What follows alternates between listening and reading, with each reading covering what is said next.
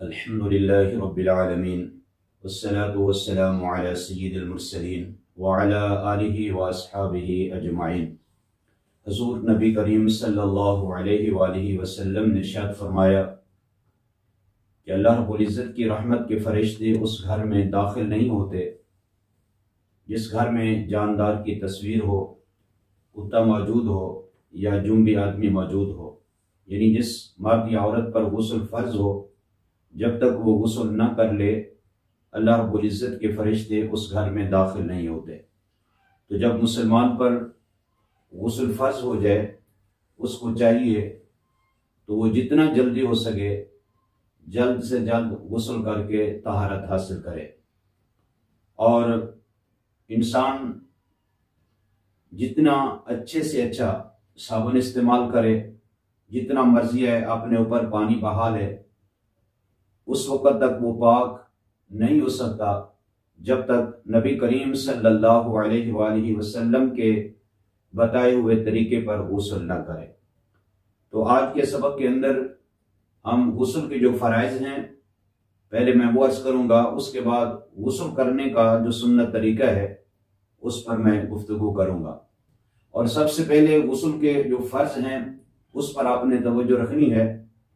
और फ़र्ज़ वो होता है उसके अंदर थोड़ी सी भी कहीं कमी हो जाए तो गुस्ल नहीं होगा। जब तक आपका गुस्ल नहीं होगा, जो भी इबादत करेंगे सवाब के बजाय उल्टा गुनाह होगा। अब गुस्ल के अंदर 3 फ़र्ज़ हैं। सबसे पहला फ़र्ज़ कुली करना, दूसरा फ़र्ज़ नाक में पानी चढ़ाना, तीसरा फ़र्ज़ सर के बालों से लेकर पांव के तलवों तक पूरे जिस्म के ऊपर एक मर्तबा पानी बहाना, यह फ़र्ज़ है। और कुली करने का मतलब यह नहीं कि आप थोड़ा सा पानी मुंह में लें और कुली कर दें, ये कुली हो जाए। ये जैसे देखिए मैंने मुंह बंद किया है, अब ये होंठ जब बंदा मिलाता है, जो मिलाने में छुप जाते हैं, यहां से लेकर हल्क की जड़ तक मुंह के अंदर जितना खला है हर पुरसे तक पानी पहुंचाना जरूरी है। अगर बंदा रोजेदार नहीं है तो गरगरा करे और 3 मरतबा कुली करे।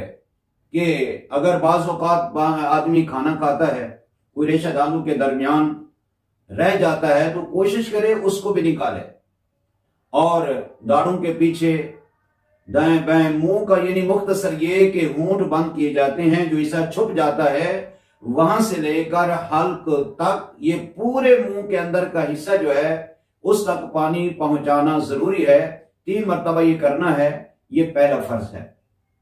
दूसरा फ़र्ज़ नाक में पानी चढ़ाना। अब ऐसा नहीं है कि पानी लें और सूंघ कर फिर नीचे गिरा दें। ये पहले सबसे पहले नाक में जब पानी चढ़ाना है, अगर नाक के अंदर कोई मैल है, कोई चीज जमी हुई है, तो पहले उसको जिल्द से जुदा करें। ये पानी का पहुंचाना, जिल्द तक पानी का पहुंचाना जरूरी है। अब ये नाक की जो नरम हड्डी है यहां तक पानी पहुंचाएं और जब पानी नाक की तरफ लेके जाएं तो ऊपर की तरफ थोड़ा सा खींचें, आसानी के साथ यहां तक पानी पहुंच जाए। अब तीसरा फ़र्ज़ जो है पूरे जिस्म के ऊपर पानी का बहाना। बाज़ ऐसी जगह हैं जब तक एहतियात ना की जाए वहां पानी नहीं पहुंचता। मिसाल के तौर पर इंसान का पेट बड़ा है, अब पेट नीचे झुका हुआ है, जब तक पेट को उठाएगा नहीं पेट के नीचे वाली जगह पे पानी नहीं पहुंचता। और बाज़ लोगों की नाफ अंदर की तरफ होती है, जब तक एहतियात करके पानी ना डाला जाए तो उसके अंदर पानी नहीं जाता। और बाज़ औक़ात इंसान ऊपर से पानी बहा देते हैं। ये बगले जो हैं हाथों को ऊपर उठाकर ये बगलों तक पानी का पहुंचाना ये जरूरी है। बाज़ लोगों के हाथों या पांव की उंगलियां मिला होती हैं, जब तक उन उंगलियों को जुदा ना किया जाए तो दरमियान में पानी नहीं पहुंचता।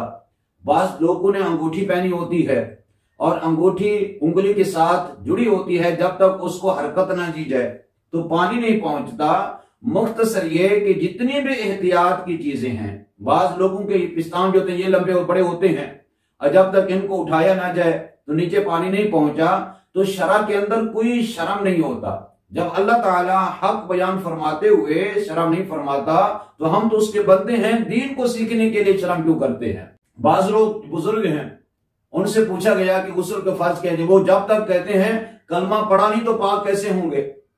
अब वो वॉशरूम में चले जाते हैं, अब वहां खड़े होकर पहले बिस्मिल्लाह पढ़ते हैं, फिर कलमा तैयबा पढ़ते हैं, दूसरा कलमा पढ़ते हैं। कहते हैं जब कलमा नहीं पढ़ा तो पाक कैसे होंगे। अगर आप जितना मर्तबा कलमा पढ़ेंगे और पूरा कुरान पढ़ लें, आप उस वक्त तक पाक नहीं हो सकते जब तक ये 3 फर्ज जो मैंने अर्ज किए हैं इस पर अमल नहीं करेंगे। अब सवाल ये है कि गुस्ल खाने में कलमा पढ़ना चाहिए या नहीं पढ़ना चाहिए। जब नापाकी की हालत में बंदा हो, गुस्ल करने जाए, तो वो ऐसी जगह है वहां कलमा पढ़ना हराम है, वहां नहीं पढ़ सकते। और जब आप अपने कपड़े उतार देते हैं या और सख्त हो जाता है तो उस वक्त कलमे पढ़ने से आप पाक नहीं होंगे। जो ये 3 फर्ज हैं इन पर पाबंदी के साथ अमल करने से आपका बदन, आपका जिस्म पाक होगा। तो गुस्ल खाने के अंदर कलमा नहीं पढ़ना चाहिए और ना गुस्ल के फराइज से इनका ताल्लुक है। और अगर आप गुस्ल आप पर फर्ज ना भी हो तो वॉशरूम में जाकर ना आप बिस्मिल्लाह पढ़ सकते हैं ना कलमा पढ़ सकते हैं। वॉशरूम में जाने की जो दुआ बताई है वो भी वॉशरूम के दरवाजे के बाहर पढ़ें, फिर अंदर दाखिल हों। अब बाज लोग जो है, जो किसी जगह पे शावर लगा होता है, किसी जगह पे गुस्ल खाने में टप रखा होता है, साथ मग्गा होता है, उसके साथ नहाते हैं, अगर वो नापाकी की हालत में है, अगर वो अपना हाथ टप के अंदर डाल देते हैं, वो नापाकी वाला हाथ पानी के अंदर दाखिल हो गया तो पूरा टब जो है भरा हुआ पानी का वो नापाक हो जाएगा। उसका आसान तरीका ये है, अगर बाल्टी या टब के जरिए से आप नहा रहे हैं तो पहले अपने हाथों को धो लें।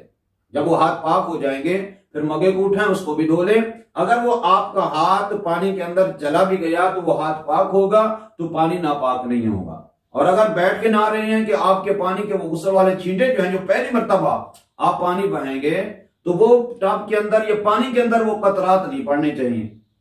हाँ, अगर आप शावर के साथ फवारा लगा हुआ है, अब खड़े होके नहा रहे हैं, तो उस वक्त कोई एहतियात की ज्यादा जरूरत नहीं है। हाँ, जो एहतियात वाली चीजें हैं अब उन पे एहतियात जरूरी है।